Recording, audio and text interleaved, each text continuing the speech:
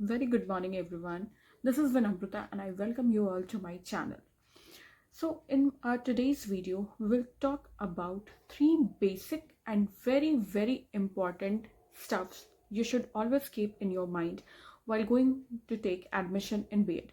जब आप B.Ed में admission लेने जा रहे हैं, प्रेपरेशंस में ब्रेनस्टॉर्मिंग कर रहे हैं, आपने सोच के रखा है आपको एडमिशन लेना है, तीन बातें आपको बहुत ज़्यादा ध्यान में रखनी है और उनको फॉलो करना है बीएड के कोर्स के दौरान, आपके कॉलेज सिलेक्शन में, आपके सब्जेक्ट कॉम्बिनेशन में, और आप कितने डिस्टेंस पे कॉलेज सेलेक्ट करेंगे। So without any further delay इस वीडियो को शुरू करते हैं। सबसे पहले बात आती है कॉलेज को सेलेक्ट करने की।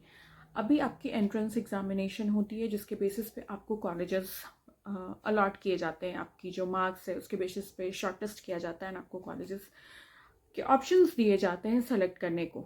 ठीक है, फर्स्ट पॉइंट, कॉलेज आप ऐसा सेलेक्ट करेंगे जो आपके घर से या जहाँ पे भी आप रहते हैं, बेसिकली जहाँ पे आप रिसाइड कर रहे हैं, जहाँ आप रह रहे हैं, वहाँ से बहुत ज़्यादा डिस्टेंस नहीं होना चाहिए।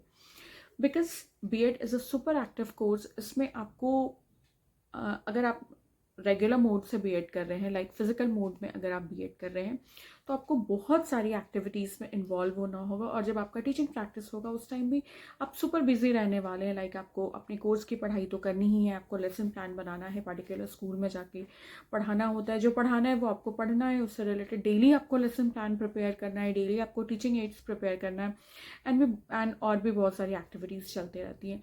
तो आपको अपने जो कॉलेज का सिलेक्शन करना है, तो जो भी आपको ऑप्शंस मिला है उसमें जो सबसे नियर बाय कॉलेज होगा, ऑब्वियसली आप और सारे क्राइटेरियाज भी देखेंगे, जो सबसे नियर बाय कॉलेज होगा वो आप सेलेक्ट करेंगे। अगर बाकी सारे जो मैं पॉइंट्स आपको बताऊंगी, 2 पॉइंट्स आपको बताऊंगी, वो टिक लिस्ट में अगर आते हैं तो वो आप सेलेक्ट कर सकते हैं।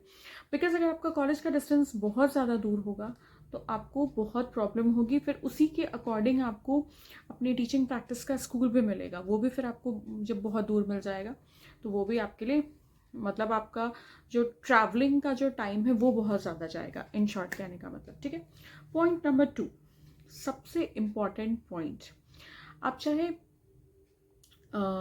कॉरेस्पॉन्डिंग से भी बीएड कर लीजिए, बट इस पॉइंट को कभी भी स्किप मत कीजिएगा। आपका जो कॉलेज है वो एनसीटीई के द्वारा प्रॉपरली एफिलिएटेड होना चाहिए। NCTE stands for national council for teachers education. ठीक है, एनसीटीई जो है वो बीएड कॉलेजेस को मान्यता देती है, एफिलिएशन देती है।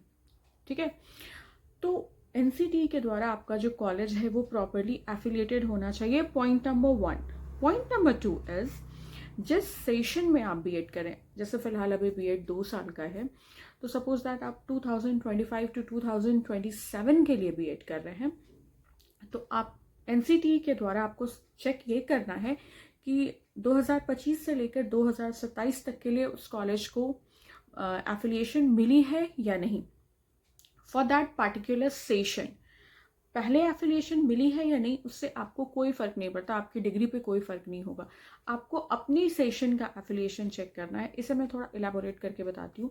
नॉर्मली क्या होता है कि एनसीटीई के द्वारा सारी चीज़ों की सुपरविजन करने के बाद कॉलेजेस को कई बार एफिलिएशन मिल जाती है, बट जो भी नॉर्म्स है एफिलिएशन से रिलेटेड बहुत सारी चीज़ें फॉलो करनी पड़ती हैं, like library, books, teachers, infrastructure, classrooms, बहुत सारी चीज़ें फॉलो करनी पड़ती हैं। कई बार क्या होता है कि एफिलिएशन के लेने के बाद कॉलेज जो है नेग्लिजेंट हो जाते हैं, नेग्लिजेंसी करने लगते हैं बहुत सारी बेसिक चीज़ों को लेकर। तो कई बार क्या होता है कि एफिलिएशन जो है वो कैंसिल हो जाता है, रद्द हो जाता है। तो ये इम्प्रेशन लेकर ना चलें कि एफिलिएशन मिला था इस कॉलेज को तो इस सेशन के लिए भी एफिलिएटेड है या नहीं, वो आपका चेक करना बहुत ज़रूरी है। अगर एफिलिएशन सीज हो गया है और आपने बाई चांस 2024 में एफिलिएशन सीज हो गया और आप 2025 में इस इम्प्रेशन के साथ एडमिशन ले रहे हैं कि पहले तो यहाँ से स्टूडेंट्स ने बीएड किया ही है, बीएड करके निकले ही हैं, तो ये एफिलिएटेड है, नहीं। अपने सेशन का आपको चेक करना है कि आपके सेशन के लिए वो कॉलेज एफिलिएटेड है कि नहीं। वो आप एनसीटीई की वेबसाइट से चेक कर पाएंगे। वहाँ जाकर आप कॉलेज का नाम देखेंगे तो आपको पता चल जाएगा। ठीक है, वो जो एफिलिएटेड कॉलेजेस होते हैं उनके नाम जो लिस्ट है वो वहाँ दिया गया होता है। थर्ड पॉइंट एंड सबसे इम्पॉर्टेंट पॉइंट, आपके सब्जेक्ट कॉम्बिनेशंस हैं, जो आपको सब्जेक्ट कॉम्बिनेशन मिले हैं, उनमें आपको 2 चीज़ों का बहुत ज़्यादा ध्यान रखना है। आपका जो स्ट्रीम है, स्ट्रीम आप समझ रहे हैं, साइंस, आर्ट्स, कॉमर्स, आप अपने स्ट्रीम के सब्जेक्ट ही सेलेक्ट करेंगे। बहुत लोगों का ऐसा क्वेश्चन आता है मुझे कि मैं आर्ट्स स्ट्रीम का हूँ या की हूँ, क्या मैं साइंस के सब्जेक्ट को सेलेक्ट कर सकती हूँ? How can you select science subject जब आपने आर्ट्स चूज़ किया है? आपने ग्रेजुएशन या मास्टर्स में आर्ट्स पढ़ा है, तो आप साइंस कैसे सेलेक्ट कर सकते हैं? आपको आर्ट से ही जो आपने पढ़ा है, जो स्ट्रीम आपका है, आपको वही सब्जेक्ट सेलेक्ट करना है। आप दूसरे स्ट्रीम का सब्जेक्ट बिल्कुल भी सेलेक्ट नहीं कर सकते, ये गलती आपको नहीं करनी है।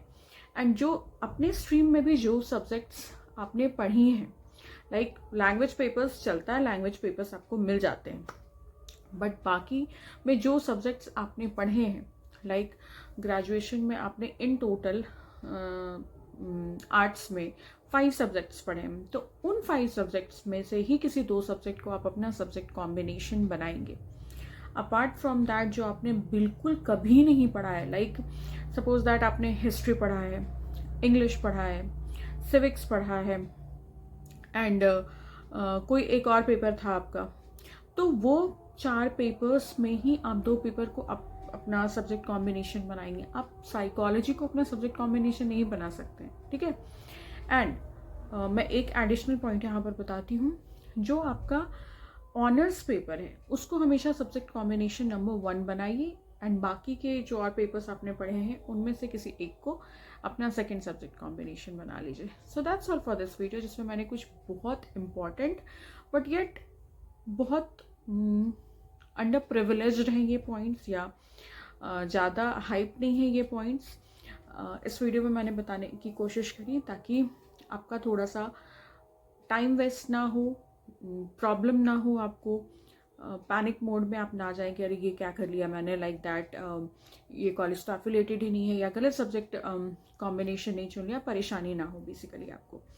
सो that's all for this video. अगर इसी तरह की इन्फॉर्मेटिव वीडियोज़ चाहिए तो subscribe to my channel, also like, comment and share on my videos.